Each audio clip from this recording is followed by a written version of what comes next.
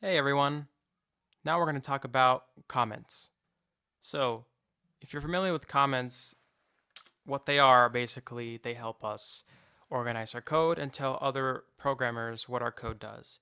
So, in Python, comments are notated with the hashtag symbol, or if any of you are older generation, the pound key.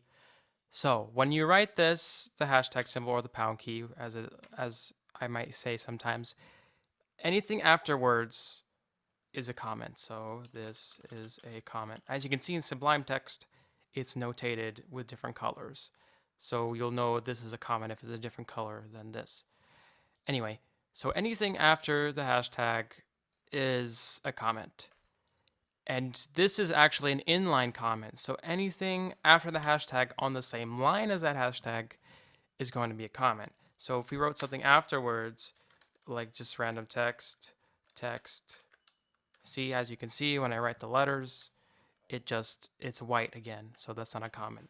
But when I add another hashtag, it's going to be comment. And then again, let's do it again. As you can see, comment. And if we run this code, let's do Control B. We're building in Sublime Text. As you can see, we are now working with comments. And the hashtags, anything behind the hashtags are not seen at all. They're not interpreted by Python. So let's erase those. All right. So they're to recap, they're one line only, and they're written as a hashtag, and anything after the hashtag is a comment. Now, this won't work in the middle of a string, so let's see that. As you can see, it's in the middle of a string and it's not in different color or anything. Let's build that. As you can see, the hashtag is included in this string. So remember, the hashtag must be kept out of sight of quotations in order to be a comment. And they're inline, so they only work with line per line. And that's it.